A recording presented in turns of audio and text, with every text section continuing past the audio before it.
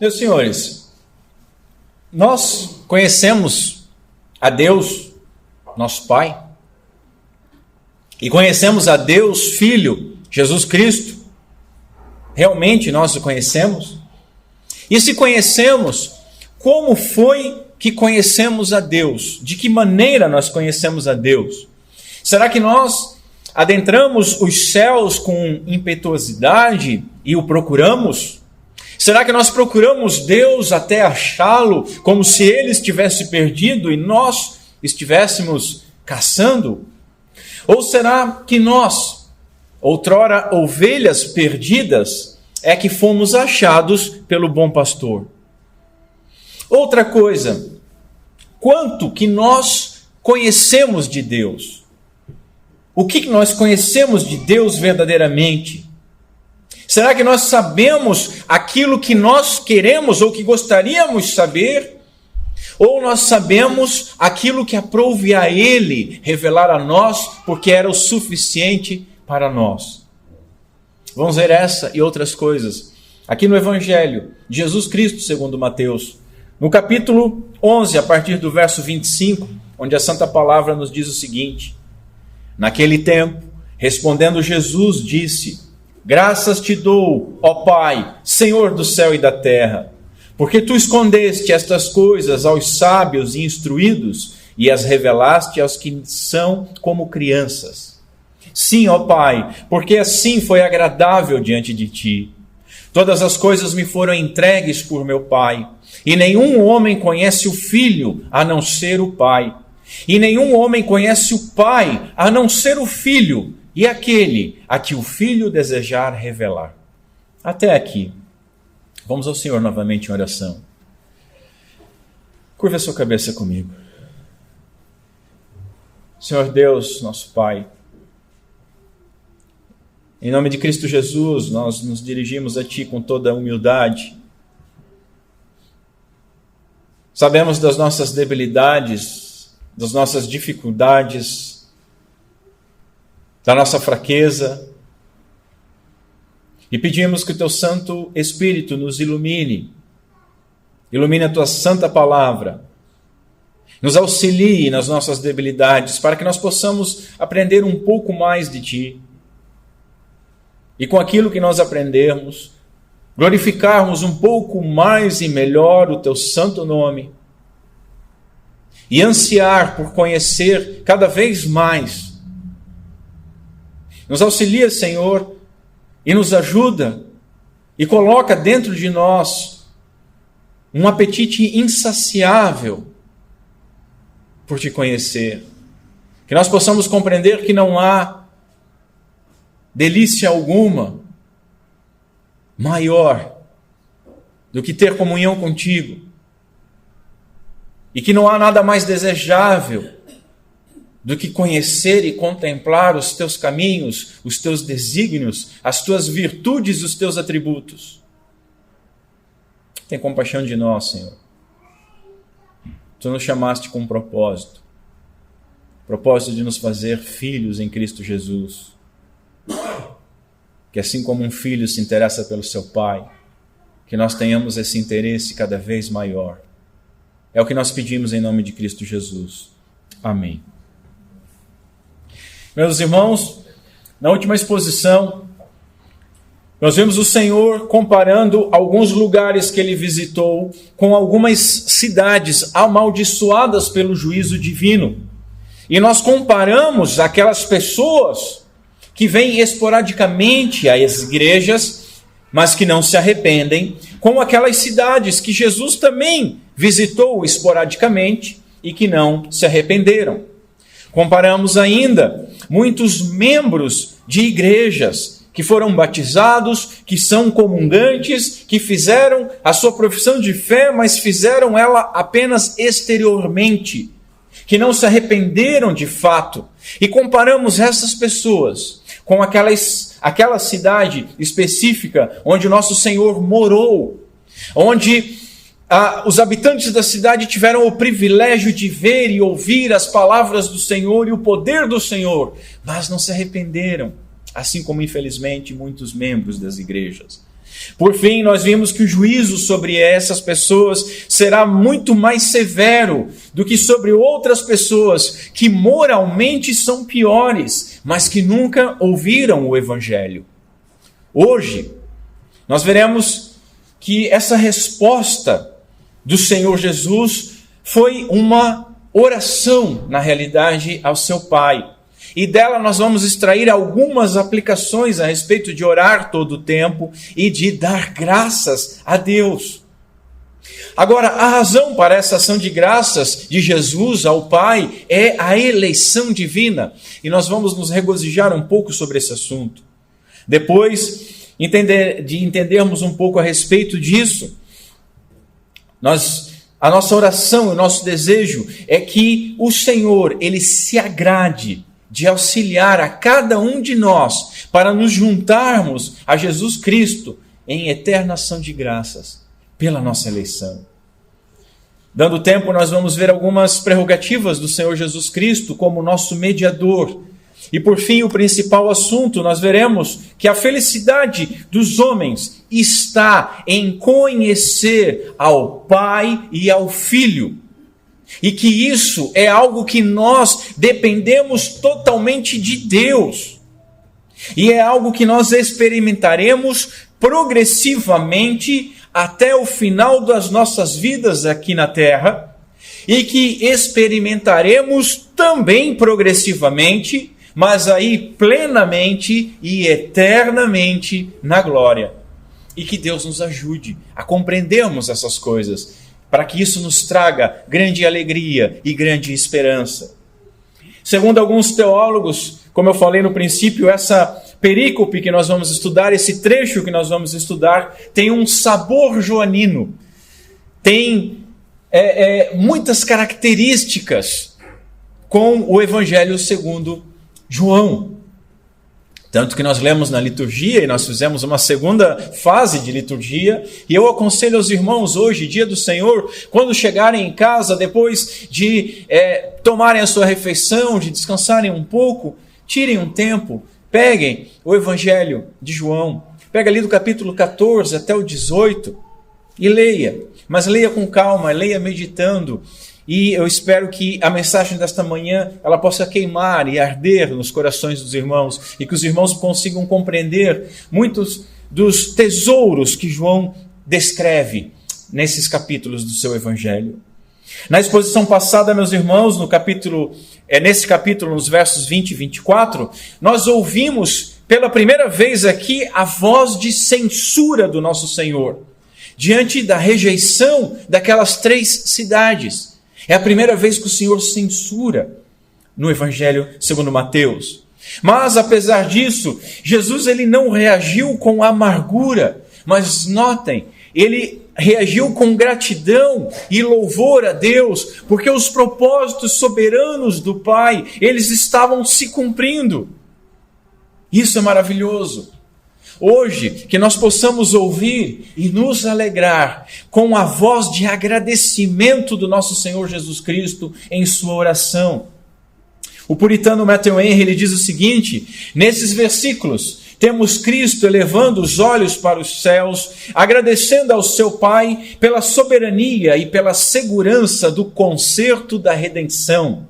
E olhando à sua volta, a essa terra, com uma oferta para todos os filhos dos homens, a quem virão estas dádivas, os privilégios e os benefícios do concerto da graça. Concerto aqui, o Matthew Henry ele usa no lugar de aliança ou pacto. Talvez seja estranho para alguns irmãos. Pacto da graça ou aliança da graça. Assim, meus irmãos, vamos ver em primeiro lugar, Jesus, ele está orando. Notem, o texto diz assim: naquele tempo respondendo Jesus, a quem que ele está respondendo? Porque nós lemos o texto e ninguém perguntou absolutamente nada para o Senhor, mas ele está respondendo a alguém. Nós encontramos esse mesmo texto em paralelo lá no Evangelho de Lucas. E lá no Evangelho de Lucas ele se dá da seguinte maneira. Nós vemos aqui mais atrás, um pouco atrás, entre o capítulo 10 para o 11, Jesus enviando os seus discípulos. E nós estudamos as dificuldades que haveriam e tudo mais, e essa comissão por uma primeira missão dos discípulos. Lá em Lucas, é narrado que os discípulos retornaram. E eles retornam com grande alegria, e retornam falando sobre grandes coisas que ocorreram. E então Jesus, ele dá essa ação de graças a Deus. Poderemos entender a resposta desta maneira. Note que Mateus não fala a respeito desse retorno, mas nós sabemos que eles retornaram, né? Então, Jesus ele está, pela primeira vez, criticando, de certa maneira, aquelas cidades incrédulas. E então chegam os discípulos e Jesus responde. Responde como? Responde ao quê? Responde ao Pai, em oração. O nosso Senhor, ele estava orando. E assim, meus irmãos, nós já aprendemos algo a respeito de orar todo o tempo. Isso é muito importante para nós. Veja, Jesus ele orava e orava muito em secreto. Nós encontramos diversas vezes nas narrativas bíblicas Jesus se ausentando dos discípulos, Jesus indo ao monte, Jesus indo a algum lugar secreto orar. E ele orava às vezes a noite inteira em secreto. Jesus nos aconselhou, nós vimos no Sermão do Monte, a nós fecharmos a porta e orarmos também em secreto. Mas só isso não basta, porque Paulo nos diz o seguinte, que nós devemos orar todo o tempo, orar sem cessar, lá em 1 Tessalonicenses. Orar sem cessar. Como que nós vamos fazer isso? De que maneira faremos isso? E o nosso Senhor, que é o nosso exemplo para todas as coisas, nos mostra como fazer isso. Ele orava em secreto, ele se retirava para orar, passava a noite orando, mas ele não deixava de orar enquanto ele estava atuando, enquanto ele estava junto com os discípulos, enquanto ele estava caminhando. Cada momento que nós temos na nossa vida, meus irmãos, é um momento propício para oração. Não há nada mais terrível e absurdo quando alguém diz o seguinte: eu não tenho tempo para orar. Além de ser absurdo, é mentira. E notem, um dia nós passaremos por um julgamento e nós seremos julgados por cada palavra nossa. Se imagina diante de Deus dizendo o seguinte: eu não tinha tempo para orar. Sim, você não tinha tempo para orar enquanto você estava parado no sinal de trânsito, enquanto você estava esperando o ônibus, enquanto você estava andando de ônibus, enquanto você estava na fila do mercado ou do banco, enquanto você estava aguardando o elevador, enquanto você estava caminhando, enquanto você estava cozinhando, enquanto você estava tomando banho. Não tem tempo? Ousaríamos falar tal mentira diante de Deus? Irmãos, um dos nossos maiores adversários, muitos dos irmãos estão com ele em mãos ou no bolso, é o celular. Nós não conseguimos parar um minuto sem ir lá e começar a ver alguma coisa. E somos capazes de, nesse tempo, postarmos alguma frase a respeito de oração. Aquela oração que nós não estamos fazendo, porque estamos interagindo online, conectados. Nós temos obrigação, irmãos, e o privilégio de nos conectarmos por meio de Cristo Jesus com Deus o tempo inteiro. Mas nós preferimos nos conectar com meia dúzia de outros trouxas como nós que vão curtir as nossas postagens. Porque nós temos muito para mostrar e falar. Mas nós não temos tempo, tadinhos de nós, para orarmos. Que Deus tenha misericórdia de nós. Note, Jesus ele ora dando graças ao Pai. Que coisa maravilhosa, que ensino para nós, meus irmãos. Nós faríamos muito melhor se agradecêssemos e louvássemos mais a Deus, ou fizéssemos tanto quanto pedimos. Eu sei que os irmãos são dados à oração. Eu sei que os irmãos aqui são todos de oração. Eu sei que vocês oram para chuchu. Não teve um amém, pelo menos não tivemos um mentiroso aqui no nosso meio. Mas então, enfim, nós oramos pouco. A realidade é essa. E desse pouco que nós oramos, imagine colocar isso numa peneira. e que escorresse todo o pó dos nossos pedidos e o sólido do nosso louvor e ação de graças ficasse em cima, ficasse na peneira. E Deus pegasse nas nossas orações e chacoalhasse um pouco, será que ficava alguma coisa em cima? Veja, a oração do Pai Nosso, ela nos ensina a real proporção das coisas. Começa pedindo coisas a Deus, glorificando a Deus. É na quarta petição que se pede o necessário para viver. Mas nós somos dados a pouco orar. Mas quando oramos, há muito pedir. E muito pouco agradecer e glorificar. Que nós possamos preencher as nossas orações com graças te dou. Ao invés de darmos voz àquela sanguessuga retratada lá em Provérbios capítulo 30. Aquela que diz que tem 2 filhas, dá.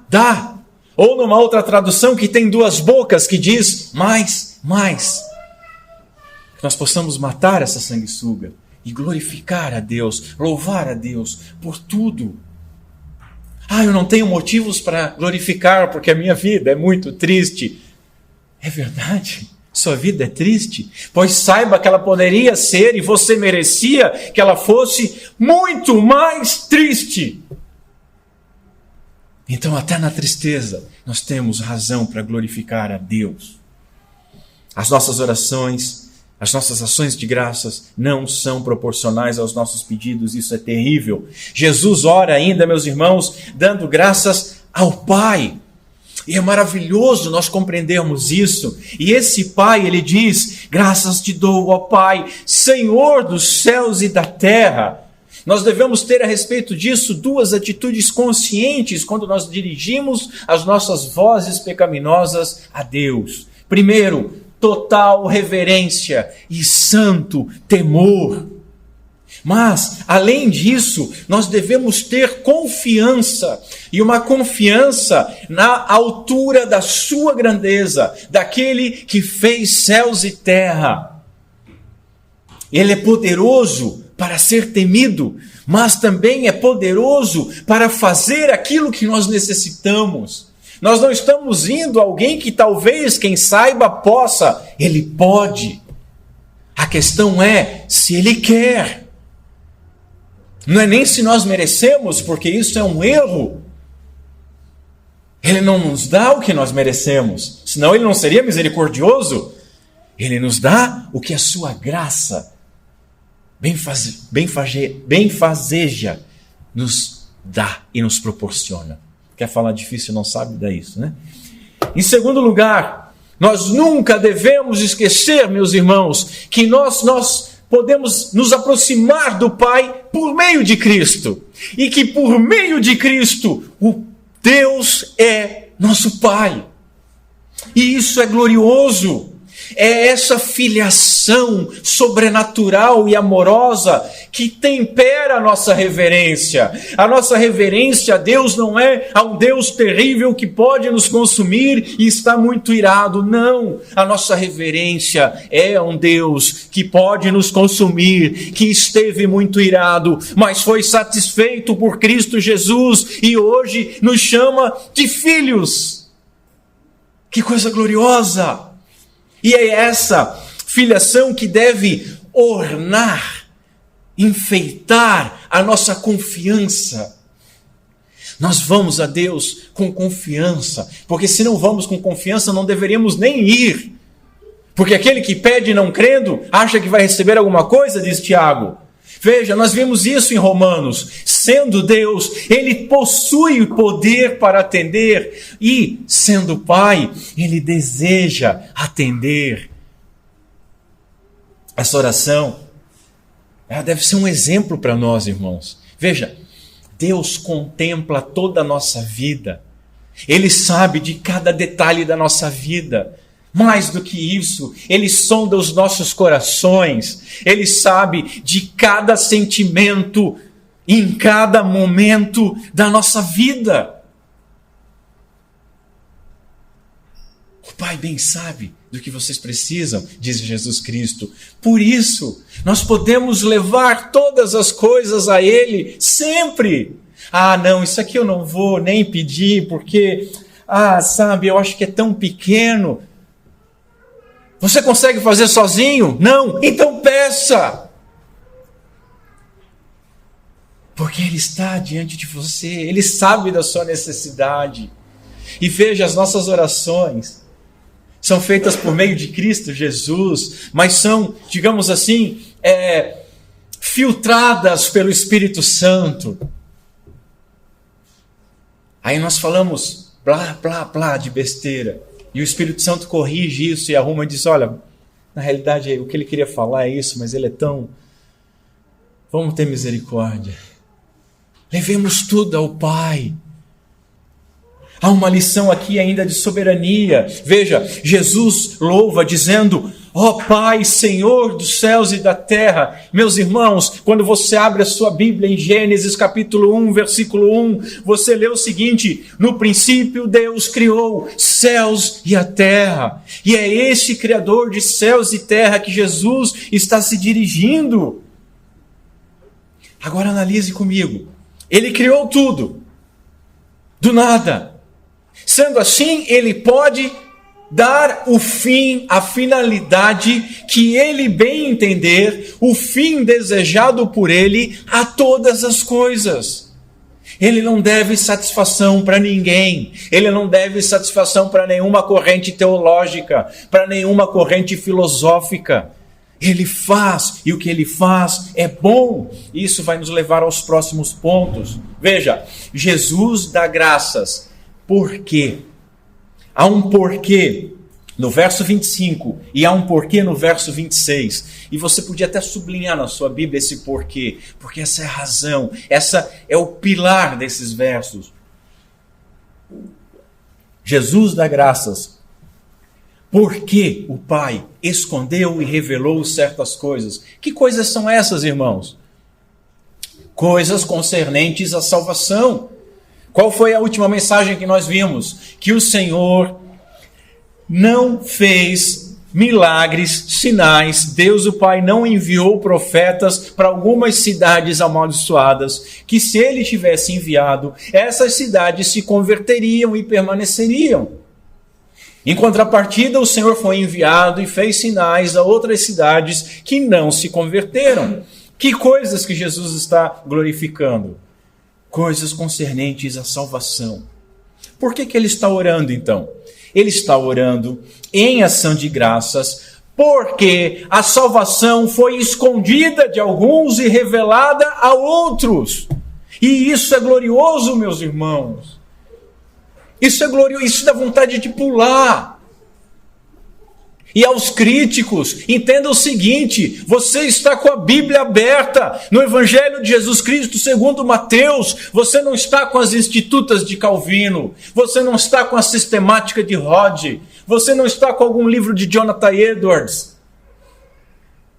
você não está lendo Confissões ou o Livre-Arbítrio de Agostinho, você está lendo a Bíblia Sagrada. Quem falou isso e quem rendeu graças a Deus por Ele ter escondido de uns e revelado a outros foi o próprio Senhor, o sacrifício, o Cordeiro de Deus, o Salvador. E notem, porque aqui a gente bate até em calvinista, a gratidão de Jesus, ela é dupla. É dupla. Jesus não está dizendo simplesmente, oh, graças te dou, oh, Pai, porque tu revelaste. Não. A gratidão dele é porque ele revelou aos pequenos e porque ele escondeu dos sábios e instruídos. Aqui tem gente que chora no banheiro, ao invés de render graças a Deus. Não, vocês estão falando de dupla predestinação. Não, eu não estou falando, Jesus está falando. Isso é glorioso. O Pai é digno de louvor pela sua soberania absoluta sobre a salvação de todos aqueles que serão salvos e sobre a condenação de todos aqueles que serão condenados. Essa prerrogativa divina foi louvada por Cristo. E se o nosso Senhor Jesus Cristo louvou isso, nós não devemos questionar, mas devemos abrir as nossas bocas também em ação de graças àquele que revela e àquele que esconde. A salvação, ela pertence ao Senhor, e Ele tem misericórdia de quem Ele quiser ter misericórdia. Não importa quem corre, quem deseja. Lembram da última exposição? Por quê? Porque se até mesmo Sodoma poderia ter permanecido, por que não foi levado um profeta para lá? Como foi Jonas para Nínive? Jesus ora também dando ao Pai graças, exatamente por isso, porque Ele escondeu dos sábios instruídos. Meus irmãos, Deus não é injusto, Ele está aqui sendo justo. Analisa comigo, os pequeninos, eles podem se tornar sábios, mas não por si próprio. Eles não podem se elevar sozinhos. Os pequeninos precisam da graça de Deus para serem elevados. Em contrapartida, os sábios e os instruídos, eles tanto podem quanto devem querer tornarem-se pequenos. Porque quanto mais nós estudamos, mais nós deveríamos ter em nossos corações o desejo de que Ele cresça e que nós diminuamos. Eles têm o dever de reconhecer a sua total incapacidade diante de Deus. Mas eles não querem. Essa é a questão. Eles confiam na sua fraca luz e não na luz gloriosa de Deus. Esses sábios e instruídos são aqueles teólogos ou mesmo aqueles ateus que estão sentadinhos ao meio-dia com uma vela na mão, olhando para frente e observando tudo e dizendo: eu não preciso de Deus. Essa vela de conhecimento me revela todas essas coisas, mas o pobre coitado está de costas para o sol. Se ele não botar a mão na vela, ele nem vê a luz da vela. Ele acha que aquela velinha está iluminando, mas é só a misericórdia de Deus, ou mesmo o juízo, que está mostrando tantas coisas quanto ele poderia conhecer e render graças, mas eles não querem. Há um detalhe muito importante aqui. Não há artigo definido para sábios e instruídos. O que significa isso? O sentido é sábios e não os sábios. O que isso significa? Significa que não são todos os sábios que são rejeitados. Sábios e instruídos serão rejeitados. E aqueles que são como criança, pequeninos, será revelados a eles as delícias do Evangelho. Não são todos os. Se você for sábio e instruído, você está fora. Então sejamos pequenos ou ignorantes. Não é isso. E isso também é glorioso. Porque o que o texto está dizendo é que Deus rejeita os arrogantes e que Ele abençoa os humildes. Notem, vamos dar 2 exemplos aqui, Paulo e John Bunyan. Paulo foi talvez a mente mais capacitada que já habitou nesta terra. Um homem muito inteligente, muito estudado, muito zeloso. Mas Paulo, o instruído e o sábio, se fez pequenino. E se fez de tal maneira que pôde dizer que ele tinha todos as suas habilidades e conhecimentos como esterco. E pôde confessar que era o pior dos pecadores. Se fez pequeno. John Bunyan era um latoeiro, um ignorante, semi-alfabetizado. John Bunyan foi preso por pregar o Evangelho e na cadeia ele escreveu O Peregrino. E depois da Bíblia é o livro mais vendido na história desse mundo. Era um homem simples, um latoeiro, que as mentes mais prodigiosas da época, como John Owen, disseram sobre ele que trocariam todo o seu conhecimento pela piedade de John Bunyan. Era um pequenino que foi exaltado por Deus. Paulo pôde escrever em 1 Coríntios o seguinte: porque está escrito, destruirei a sabedoria dos sábios e aniquilarei a inteligência dos inteligentes. Onde está o sábio? Onde está o escriba? Onde está o inquiridor deste século? Porventura, não tornou Deus louca a sabedoria deste mundo? Visto como na sabedoria de Deus, o mundo não conheceu a Deus pela sua sabedoria, aprove a Deus salvar os crentes pela loucura da pregação. Meus irmãos, ninguém crê por capacidade própria, apenas por iluminação. Jesus chama isso de nascer do alto. Note, o nascer de baixo já está fora da nossa alçada, certo? Você não escolheu nascer. 8 de junho eu vou nascer. Não é assim que funciona. Nascer do alto está mais fora da nossa alçada ainda. Não é por capacidade própria, é segundo o desejo e a vontade soberana de Deus. Novamente, meus irmãos, não há injustiça, porque Deus não está ocultando de pessoas neutras. O mundo não é um mundo de pessoas neutras, de tábuas rasas, como o iluminismo quis ensinar, onde Deus escolheu alguns e rejeitou outros, e meu Deus, como é... Não, o mundo é feito de pessoas pecadoras, porque todos pecaram e todos carecem da glória de Deus, e é a respeito de pecadores que Deus está lidando, e Ele não deve nada a nenhum pecador. Não há injustiça. Por isso, podemos afirmar que ocultar essas coisas não é um ato de injustiça, mas é um ato de julgamento. Julgamento divino. E novamente, é a isso que o nosso Senhor e Salvador está dando graças. Ele está dando graças a isso. O puritano William Bates diz o seguinte: todas as coisas são ordenadas tão sabiamente que Deus será glorificado nelas. Nelas que? Em todas as coisas. Por isso Paulo pôde dizer, depois de explicar a salvação, profundidade das riquezas, tanto da sabedoria como da ciência de Deus, quão insondáveis são os seus juízos e quão inescrutáveis os seus caminhos. Porque quem compreendeu a mente do Senhor, ou quem foi o seu conselheiro, ou quem lhe deu primeiro a ele para que lhe seja recompensado? Porque dele, por ele e para ele são todas as coisas, glória, pois, a ele eternamente. Amém. Note, meus irmãos, até mesmo a sabedoria que esses sábios instruídos têm vem de Deus, porque toda boa dádiva vem do alto, e não há nada que nós tenhamos que não seja dado.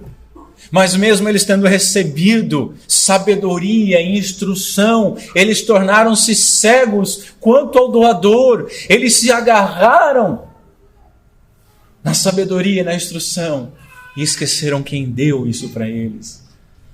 Portanto, não é a inteligência que fecha a porta do céu, mas é o orgulho. Jesus dá graças ao Pai porque Ele as revelou, as coisas referentes à salvação, àqueles que são como crianças. Há uma diferença muito grande entre aqueles meninos mimados que nós vimos há 2 ministrações atrás, nos versos 16 e 19, e esses pequeninos que o Senhor está falando aqui. Esses pequeninos, Ele vai falar novamente à frente deles, lá no capítulo 18, quando Ele diz o seguinte: eu lhes digo a verdade, a menos que vocês se convertam e se tornem como crianças, jamais entrarão no reino dos céus. Esses que são como crianças, eles reconhecem a sua incapacidade. Note, os sãos não precisam de médico, os completos não precisam de Deus, aqueles que se julgam bons não dependem de um Salvador, mas aqueles que são pequeninos, eles humildemente confessam a sua carência absoluta e a sua dependência total do poder e da misericórdia e da graça de Deus. O início do caminho para o céu, diz o bispo Ryle, é quando nós sentimos que nós estamos no caminho do inferno, porque é nesse momento que nós voltamos os nossos olhos a Cristo Jesus. Esses pequeninos, eles têm a verdade revelada a si, eles são encontrados. O soberano escolhe quem quer, e ele revela a sua verdade a quem lhe apraz, porque não depende de quem quer ou de quem corra, e não depende da vontade do sangue, nem da vontade da carne, mas de Deus. É a Ele toda a glória. Nenhuma ovelha encontra o pastor, porque, meus irmãos, eram as ovelhas que estavam perdidas. Não é o pastor que está perdido. É o bom pastor que encontra todas as suas ovelhas e nenhuma fica de fora. Esse aqui é um poderoso antídoto contra o orgulho humano. Aqueles que se dizem reformados, se dizem calvinistas e são orgulhosos, eles não entenderam nada. Estão mais longe do Evangelho do que imaginam estar. A grande graça do ensino bíblico, defendido pelas igrejas sadias reformadas, é que não há espaço para mérito, apenas para graça e beneplácito, o bem-querer de Deus. Meus senhores, eu amo demais versos desse tipo. Porque se Deus não revelasse estas coisas para pessoas como eu jamais o veriam. Foi Ele quem me amou primeiro, foi Ele quem me escolheu, foi Ele quem me chamou, e hoje, mesmo em meio às minhas debilidades e às minhas fraquezas, é Ele que me sustenta e que me preserva. E eu recomendo que você ame da mesma maneira e tenha o mesmo entendimento. Porque esse é o entendimento daqueles que são pequenos, que dependem de Deus para tudo. Esse também, meus irmãos, é um antídoto contra a discriminação de pessoas. Note, Deus preferiu olhar e escolher um povo para si entre os mais simples e os mais humildes. E isso é terrível. As igrejas hoje valorizam mais alguns tipos de conversão. E quando eu digo igreja, eu digo tanto como instituição, quanto como pessoas. Note, um faxineiro de escola se converte. O que a igreja reverbera disso? Ah, não, fulano lá está indo na igreja. Bom para ele. Que bom, legal. Aí se converte um jogador de futebol, se converte um artista, se converte um cantor, se converte um milionário. E publica na internet, olha como Deus faz aquela coisa, e fala, e anuncia no púlpito, e as pessoas aplaudem e ficam todas, mas por que isso, meu Deus? Qual a diferença entre ambos? Há 3 erros nisso. O primeiro erro é que ambos custaram o mesmo preço, o sangue de Cristo Jesus. Receberam a mesma quantidade de graça.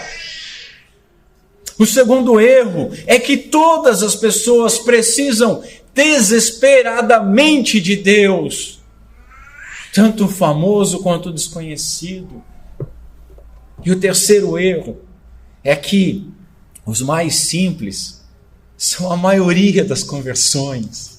E nós não deveríamos nos regozijar com o reino sendo cheio, com os nossos irmãos sendo trazidos até nós, pessoas simples como nós somos simples. Paremos de ficar de bobeira porque, fulano, dane-se fulano, que vem ele precisa vir. Mas me interessa é que os filhos de Deus sejam aproximados, sejam eles ex-ladrões, ex-prostitutas, ex-cobradores de impostos, sejam eles faxineiros, advogados, juízes, cantores, milionários ou favelados.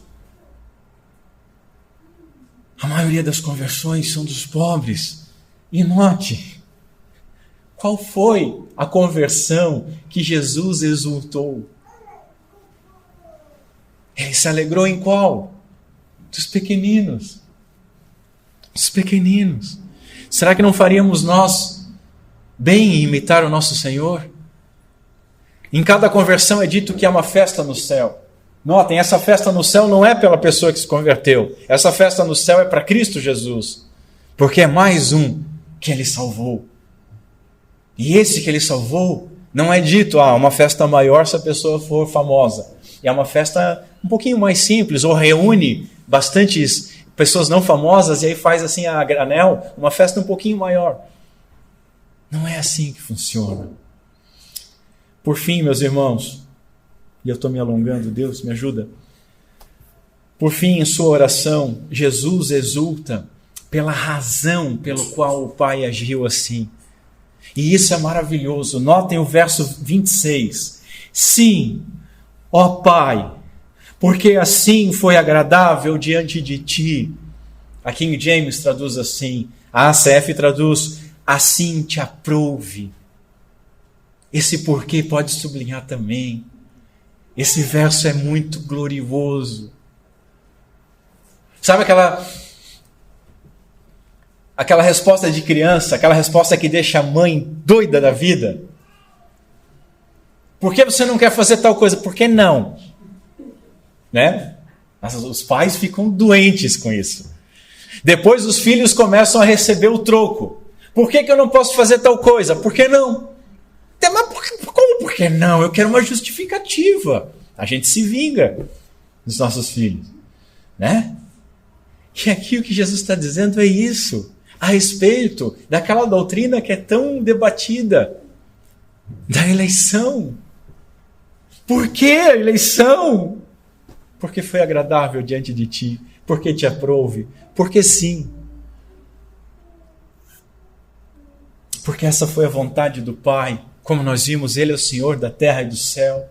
Meus irmãos, porque tudo que Deus determinou deve ser considerado como certo, como bom e como agradável. Eu lembro que eu estava conversando com um jovem um tempo atrás, ele tinha virado as costas para a fé e a gente conversava sobre algumas coisas e essas pessoas gostam de conversar sobre temas muito elevados. E quando o tema ficou muito elevado, eu simplesmente disse, é assim porque Deus quis assim. E porque Deus quis assim, é bom, é perfeito, é maravilhoso, porque a vontade de Deus, simplesmente porque Ele quer, é boa. E aí ele ficou doido. É isso que eu não suporto. Por que tem que ser bom porque Ele quis? Porque Ele é bom. Porque Ele é o Criador dos céus e da terra. Porque a vida está nele. Quem és tu, ó homem? Miserável verme. Ele decreta e deseja somente aquilo que lhe agrada. E, meus irmãos, aquilo que agrada a Deus é sempre correto. E se nós somos filhos de Deus, aquilo que agrada a Deus, nós devemos nos regozijar. Só deixa eu abrir um parênteses. Você bateu o carro, você perdeu um ente querido, você está doente, você perdeu seu emprego. Você não tem o emprego que queria. O seu filho foi malcriado. Ele queria. Você não é alto como queria, não é baixo como queria, não é bonito como queria, não tem um nariz que queria. Ele quis. Ele quis. Fecha o parênteses. Continuemos aqui. Se foi bom aos olhos de Deus esconder esta verdade de alguns e revelar a outros, então isto é bom, pois tudo que Deus faz é bom. Jesus louvou a soberania do Pai e nós, meus irmãos, devemos fazer o mesmo, senão não estamos em acordo com Cristo. E note o seguinte, quem senão Jesus Cristo poderia questionar o Pai? Agora eu vou dar uma de Paulo aqui, humanamente falando. Estou falando como homem, estou falando como louco, porque isso não poderia acontecer. Mas quem, senão Jesus, poderia dizer, espera aí, eu vou morrer e não vai ser por todos? Espera aí, eu vou fazer sinais e as pessoas não vão crer? Não, espera aí, eu vou enviar homens para o mundo inteiro e as pessoas vão ouvir e não vão se converter porque tu resolveu esconder delas? Não, espera aí, vamos conversar diferente. Falo como louco. Isso jamais poderia acontecer porque há uma harmonia, nós vamos ver no próximo ponto, entre o Pai, o Filho e o Espírito Santo. Mas o único que poderia questionar é Jesus. O único. Mas ele, em vez de criticar ou de ficar chateadinho ou de questionar, ele delicia-se na vontade do Pai e louva o Pai por isso. Que glorioso! Nós vemos aqui a razão da eleição. Qual é a razão? A vontade divina. Porque assim te aprouve. Repete comigo. Porque assim te aprouve. Porque assim te aprouve. Não podemos ir mais longe que isso, meus irmãos. Deus vult, Deus quis em latim. E pronto, ponto final. É o que Ele quer, é o que será e é suficiente para nós. A eleição pareceu boa. Aquele que nunca erra, portanto é boa. Portanto, antes de falar sobre esses temas, descalça a sandália do teu pé, porque é terra santa. É terra gloriosa. O jeito que nós devemos encarar a eleição de Deus é: graças te dou, ó Pai, e nenhuma outra forma. Devemos notar que a graça de Deus, ela é inclusiva, meus irmãos. Para usar termos agora modernos, né? A graça de Deus, ela é inclusiva e acessível. E sustentável, só falta dizer isso. Por quê? Vamos ver isso. Um cruzeiro, num navio de luxo. Você pode ir? Não pode. Por quê? Porque é caro, porque você não tem dinheiro, porque você não tem tempo. Porque é para poucas pessoas. Uma grande mansão, numa região muito nobre e privilegiada, de frente para o mar ou para as montanhas, podemos ter? Não, não tem. Por quê? Porque é caro. Por quê? Porque existem poucas. Lugares em espetáculos caríssimos, nós não podemos ir, nós não temos acesso, não é nem vendido para pessoas como nós. Saborear finos manjares em restaurantes riquíssimos, finíssimos, elegantíssimos. Poucos podem fazer isso porque não têm o poder ou o dinheiro ou não conhecem ninguém para pagar para eles. Agora analisa o seguinte: as melhores coisas desta terra estão à disposição de uma pequena minoria. Mas são coisas etéreas, passageiras, efêmeras. Mas a melhor coisa que pode existir entre o infinito céu e a mais profunda terra está disponível às pessoas mais simples, aquelas que são como crianças, aos pobres, aos pequeninos, a nós. Ao invés de torcer o nariz com relação à eleição por deixa alguns de fora, nós deveríamos demonstrar espanto e gratidão em razão do dom da eleição, contemplar aqueles que o mundo desprezou. E entre aqueles que o mundo desprezou está nós, vermes, imerecedores, que cuspiríamos em Cristo, que bateríamos o martelo com prazer.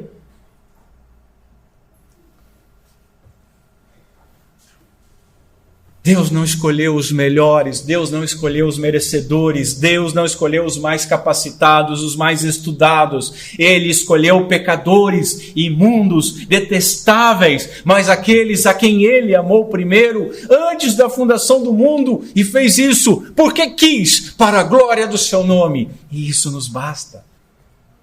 Glória a Deus. O segundo ponto seria o seguinte: a partir dessa oração, Jesus afirma que recebeu todas as coisas do Pai. Vamos resumir isso aqui. Todas as coisas me foram entregues por meu Pai. Irmãos, Jesus é o eterno Filho de Deus, Deus de Deus, luz de luz. Ele sempre teve todo o domínio. Nós lemos algumas passagens de João, onde fala, por exemplo, no início do capítulo 17, a oração de Jesus é que ele receba novamente a glória que ele tinha desde antes da criação do mundo. Notem o seguinte: todas as coisas foram entregues a Cristo no seu messianado, como Messias. Mas para ele ser o Messias, ele tinha que ser o Filho de Deus. A filiação divina é superior às atribuições de Messias. Ele recebeu, para a atribuição de Messias, do nosso Salvador, algumas coisas de Deus. Entre essas coisas, a prerrogativa de revelar o Pai a quem Ele quisesse. Ele recebeu todas as coisas do Pai. Vamos passar para frente. Ele então é o mediador enviado por Deus, que recebeu a autoridade sobre todas as coisas. Essas coisas, como eu falei, dizem respeito à autoridade de revelar a quem Ele desejar. Em Cristo, meus irmãos, como Paulo escreveu aos Colossenses, estão escondidos todos os tesouros da sabedoria e da ciência. Os tesouros da sabedoria e da ciência são ocultados aos sábios instruídos e são revelados àqueles pequeninos, àqueles que são como crianças. O verso 27 é uma poderosíssima declaração cristológica. Por quê? Porque Jesus é o agente exclusivo da revelação destas coisas. Ele possui o poder para revelar o Pai a quem Ele escolher. Qual a aplicação disso? É que todo o poder e autoridade em tudo que diz respeito à nossa salvação está nas mãos do nosso Senhor Jesus Cristo. Nele encontramos salvação, nele encontramos o Pai, nele encontramos a vida. Terceiro ponto. Portanto, a felicidade dos homens está em conhecer o Pai e o Filho. Como nós vimos, a única maneira de conhecer a Deus é Ele se revelando a nós. E o Filho detém todo o poder e autoridade de tudo que diz respeito à salvação. Sendo assim, do nosso conhecimento do Pai e do Filho dependem a nossa salvação. A nossa salvação depende de nós conhecermos o Pai e o Filho. Veja, Deus ele se revelou de diversas maneiras ao longo da história. Tem a revelação natural, onde pelas coisas criadas, nós deveríamos entender que há um Deus criador e toda a humanidade já é condenada porque não glorifica a Deus como Criador. Há a revelação também histórica, onde providencialmente toda a história é organizada segundo a vontade de Deus e conforme as suas profecias. Há também na sua providência que joga a luz do sol e a chuva sobre justos e injustos. Há ainda uma revelação de Deus nas nossas dádivas, nas coisas que Deus nos dá, na nossa saúde, no nosso trabalho, nos nossos filhos, nas coisas que nós pedimos em oração. E por fim, há a revelação especial de Deus, e essa se dá através das Escrituras. Muito bem, qual é o assunto principal das Escrituras? Para quem que as Escrituras apontam? De capa a capa, Jesus Cristo. Deus se revela através do seu Filho, Jesus Cristo, o qual, sendo o resplendor da sua glória e a expressa imagem da sua pessoa. Como nós vimos Filipe questionando, mostra-nos o Pai, e isso nos basta. Como assim, Filipe? Quem vê a mim, vê o Pai. Tu não me conhece ainda? Antes disso, Jesus tinha dito, eu sou o caminho, a verdade e a vida. Ninguém vem. Olha o verbo usado de maneira estranha. Ninguém vem, não é ninguém vai. Ninguém vem ao Pai, senão por mim. Se vós conhecesses a mim, também conhecerias a meu Pai. E olha, depois dessa vírgula. E já, desde agora o conheceis, e o tendes visto. Aqueles discípulos viram o Pai em Cristo Jesus e nós vamos ver o Pai na glória em Cristo Jesus. Porque o Filho ressuscitou, glorificado em carne. Deus é Espírito. Nós vamos ver quem? O Filho. É Deus quem toma a iniciativa de se revelar. É Ele. É Ele que é condescendente, benevolente, tolerante com a nossa incapacidade, com a nossa pequenez e indignidade. Vários textos de João são ecoados aqui nessa passagem. Eu não vou ter tempo para ler todos, mas vamos ver aqui. Vai lá. Jesus falou assim, João 17, e levantando seus olhos ao céu e disse, Pai, é chegada a hora, glorifica o teu Filho, para que também o teu Filho te glorifique a ti. E assim como, olha só, lhe deste todo o poder sobre quem? Sobre toda a carne. Para quê? Para que dê a vida eterna a todos quanto lhe deste. Quem? Os que lhe deste. Olha o eco em João do que nós estamos vendo. E ele continua, e a vida eterna é isto. Isso aqui é maravilhoso. O que é a vida eterna? O que é a salvação? A vida eterna é isto, palavras do Senhor. Conhecer a Ti, o único Deus verdadeiro. Só isso, e a Jesus Cristo, a quem enviaste ao mundo. Um puritano diz o seguinte: a felicidade dos homens está no conhecimento de Deus. É a vida eterna, é a perfeição de seres racionais. O Pai, ele tem um conhecimento verdadeiro e real do Filho que ninguém tem. Ninguém possui. Ninguém conhece o Filho como o Pai. Irmãos, eu podia ficar falando horas aqui sobre isso e dando volta em círculo. Deixa eu sintetizar alguém que é mais elevado que eu, Charles Spurgeon, que diz o seguinte: ninguém o conhece, o Filho, a não ser o Pai. Ele é grande e extraordinário, cheio de todos os tesouros, de tudo que é precioso, tudo que os pecadores necessitados precisam. Ninguém, a não ser o Deus infinito, pode compreender o seu valor como Salvador. Esse termo aqui, no grego, conhecer, ele está sendo usado de uma forma intensa. Uma tradução, para ser fiel, deveria ser assim: conhecer verdadeiramente, ou realmente. Então poderíamos ler assim: ninguém realmente conhece o Filho, senão o Pai. Ponto e vírgula. E ninguém realmente conhece o Pai, senão o Filho. O que é importante nós gravarmos disso, meus irmãos? É que o nosso conhecimento a respeito de Jesus Cristo, mesmo depois de convertidos, é muito pequeno. Muito pequeno. Ao lermos essa declaração, nós devemos juntar as nossas vozes com a do salmista, lá no Salmo 139, e dizer: esse conhecimento é maravilhoso demais para mim, é grande demais para eu compreender. Mas o texto continua: o Filho tem conhecimento verdadeiro e real do Pai, que ninguém tem. Ninguém tem. No seio da Santíssima Trindade, há uma comunhão entre Pai, Filho e Espírito Santo tão íntima, tão elevada, tão perfeita, que está completamente além da nossa compreensão. Completamente além. O pouco que pode ser conhecido, somente é conhecido e fornecido a nós pelo Filho. Mas, meus irmãos, Jesus diz que ninguém conhece o Pai senão Ele. Por quê?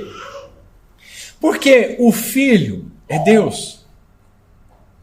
E o Filho possui a mesma natureza de Deus. E ele tendo a mesma natureza de Deus, ele tem atributos ilimitados, eternos e perfeitos, possuindo então um conhecimento perfeito, eterno e ilimitado de Deus. E o Pai e o Filho têm esse conhecimento mútuo um do outro. O que nós podemos conhecer de Deus é nos revelado pelo Filho, mas é limitado. Agora veja, não é limitado por incapacidade do Filho. É limitado por incapacidade nossa. Porque o recipiente é pequeno demais para conter a glória de Deus. Se nós entendêssemos a Deus, ele não seria Deus. Isso é uma sentença, uma máxima muito simples. Para ele ser Deus, ele tem que extrapolar o nosso conhecimento. Ainda assim, aqueles que desejarem conhecer a Deus devem procurar em Jesus. Porque Deus nunca foi visto por ninguém. Lá no primeiro capítulo de João, o Filho unigênito que está no seio do Pai, esse o revelou.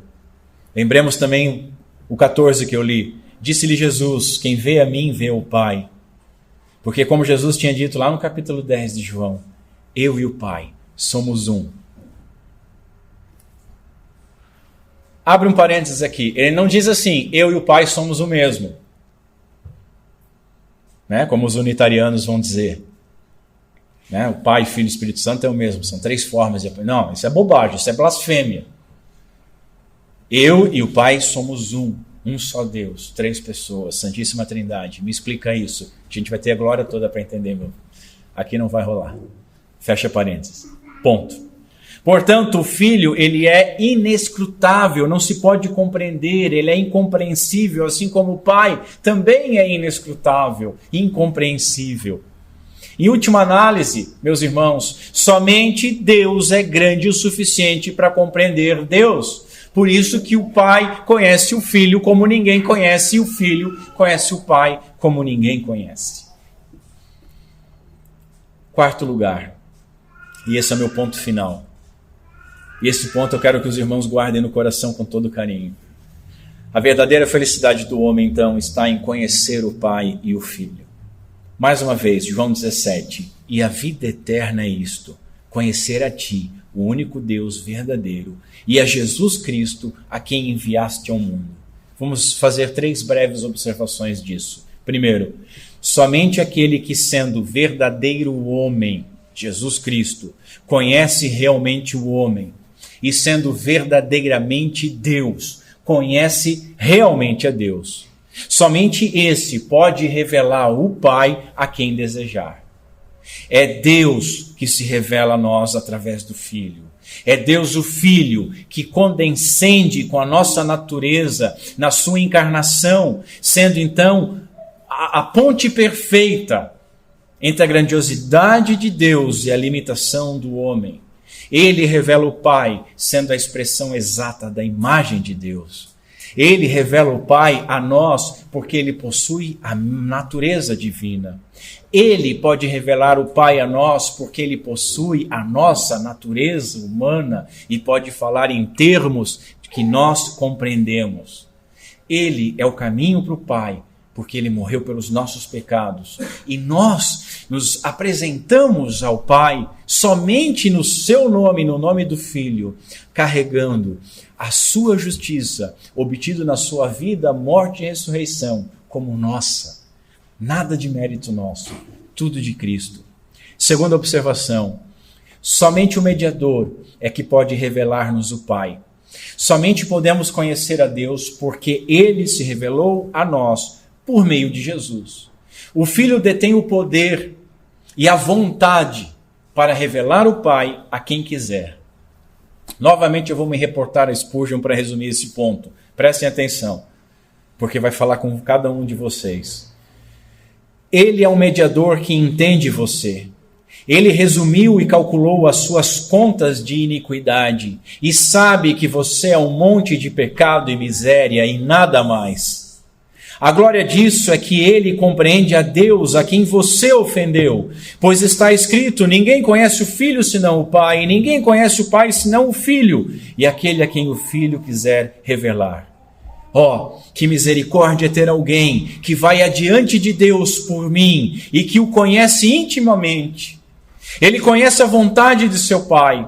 Ninguém sabe disso exceto ele mesmo. E por isso ele sofreu, porque ele conhece a ira do Pai. Portanto, ele pode sentir o amor que Deus tem pelos pecadores.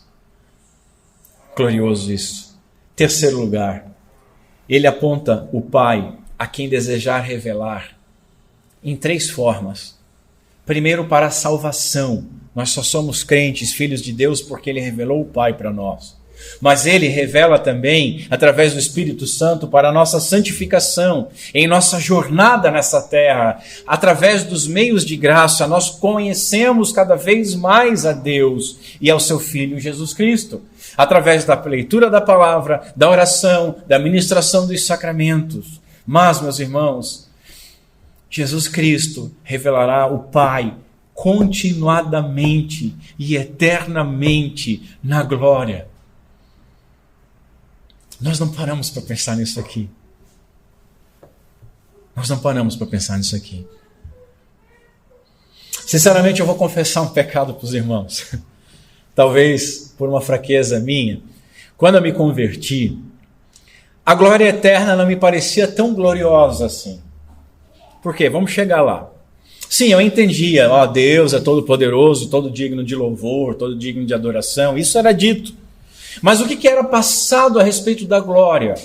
Não, nós vamos para os céus, vamos ficar entre nuvens. Então, o imaginário que era pregado e que eu conseguia, na minha limitação, entender, era o seguinte: um trono glorioso de Deus e todos os crentes diante desse trono, 24 horas por dia, mas não vai ter dia, não vai ter 24 horas, então, eternamente, diante desse trono, dedilhando as nossas harpas e cantando Santo, Santo, Santo. Veja, irmãos, entendam, eu não estou diminuindo a glória de Deus, eu não estou dizendo que Ele é digno, mas para um recém-convertido ficar imaginando, com tudo que me era apresentado no mundo, com tudo que me era falado a respeito até dos que iam para o inferno, que eu ia ficar a eternidade inteira dedilhando uma harpa, Santo, Santo, Santo, não me parecia algo tão glorioso. Parecia quase uma santa escravidão. Por favor, me perdoem a minha debilidade. Hoje eu creio diferente. Eu creio em novos céus e nova terra. Eu creio que essa terra será destruída, porque é isso que a Bíblia diz, e ela vai ser restaurada em novos céus e nova terra, onde habita a justiça. E creio que haverá uma intensa atividade deleitosa dos crentes. Nós vamos viver plenamente como nunca vivemos. Eu creio num relacionamento eterno com Deus. E como que nós vamos nos relacionar com Deus, sendo Ele Espírito? Por meio de Jesus Cristo. Então nós vamos nos relacionar uns com os outros e eternamente com Cristo Jesus. E isso, meus irmãos, será dinâmico, será desejável, será prazeroso, será alegre. Me acompanhem, por favor. Todos os atributos de Deus, todos eles são eternos e ilimitados. Eles não tiveram princípio. Eles são com Deus. E são ilimitados. Ele, Deus, tem a vida em si mesmo. Ele dá a vida, mas a vida é em si mesmo. Ele não recebeu vida, Ele é a vida, Ele tem a vida, Ele fornece a vida. Ou seja, Ele é eterno. Ele não teve um começo. Todos nós tivemos um começo. Nós não somos eternos. Mas depois de criados, nós recebemos o dom de existir eternamente. Mas nós existimos em Deus. E a vida eterna, veja, vida tem que ser algo dinâmico e glorioso. Porque viver eternamente, as pessoas que vão para o inferno também vão viver eternamente, recebendo o dano da segunda morte, que é não ter comunhão com o Pai e com o Filho, e receber a justa punição. E nós, na glória, viveremos, existiremos eternamente na vida de Cristo. Vão me acompanhando, por favor. Nós passaremos a eternidade na glória, conhecendo ao Pai por meio do Filho e glorificando. Lembra a primeira questão do breve catecismo? Glorificando e se deleitando, se regozijando eternamente numa alegria sempre crescente. Para pensar nisso. Por quê? Porque nunca esgotaremos a grandeza de Deus. O Pai e o Filho têm um relacionamento intenso, eterno, infinito. E nós vamos participar disso por meio de Cristo. Mas esse entendimento vai sempre crescer. E o gozo, a alegria disso vai ser sempre maior. Porque não tem dia mais, entre aspas, a cada dia conheceremos mais de Deus. E saberemos que não chegamos em lugar nenhum ainda. Deixa eu usar uma ilustração para os irmãos compreenderem isso. Pensa numa criança na praia, ela quer coletar conchinhas. E ela está na orla da praia. Talvez existem orlas enormes de quilômetros, existem pequenas, né? A criança está lá coletando conchinha, essa é a alegria dela. A mãe deu uma limitação, é só essa orla, ou só esse pedaço aqui, e 6 horas vai chamar ela para casa, ela saiu com as conchinhas, ela não conseguiu explorar aquilo tudo. Mas pensemos no mergulhador. Um mergulhador profissional, com bons equipamentos, Ele vai procurar conchinhas no fundo do oceano. E ele tem todos os oceanos à sua frente. E ele vai procurando. E ele tem mecanismos para conseguir chegar no mais profundo, inalcançável, mas que existe fundo dos oceanos. Mas é muito oceano. E é muito lugar. É muito grande e abrangente, e a vida é curta. Mas vamos imaginar que esse mergulhador, além de todos esses recursos, o nome dele é Matusalém. Ele vai viver 965 anos. Ele vai ter tempo. E se ele tiver esse tempo e esse recurso, ele vai conseguir percorrer toda a profundidade de todos os oceanos, porque há um limite. Há os limites de praia, de rocha, de profundidade. Agora, meus irmãos, Deus não se esgota. Deus é uma fonte sempre eterna de um oceano glorioso de prazer e delícia. Não há como esgotar, não há como descrever, não há como imaginar, não há como ser chato, não há como não ser desejável.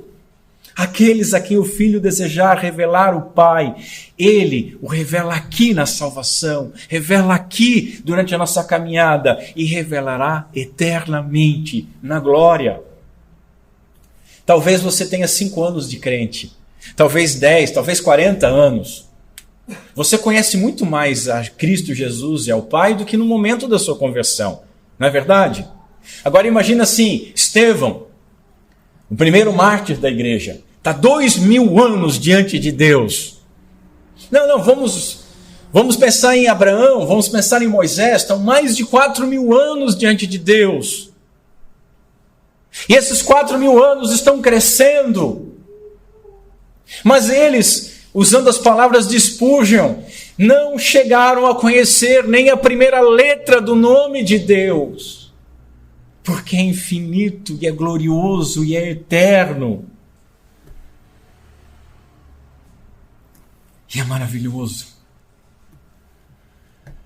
A soberania e a responsabilidade humana, meus irmãos, que nós falamos na eleição, não serve para fomentar debates arrogantes e acalorados, mas ela serve para conduzir pequeninos como nós a curvarem-se humildemente diante de um Deus soberano. Esses pequeninos vão ao Senhor Jesus Cristo porque eles têm ouvido para ouvir.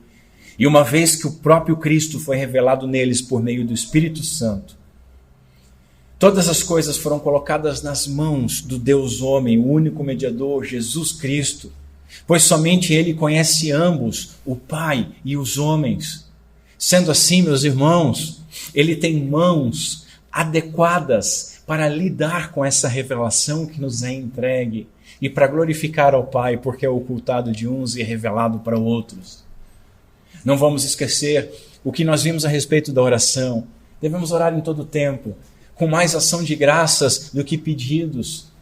Há um Pai todo-poderoso que pode e tem poder para nos abençoar, e sendo Pai, quer nos abençoar.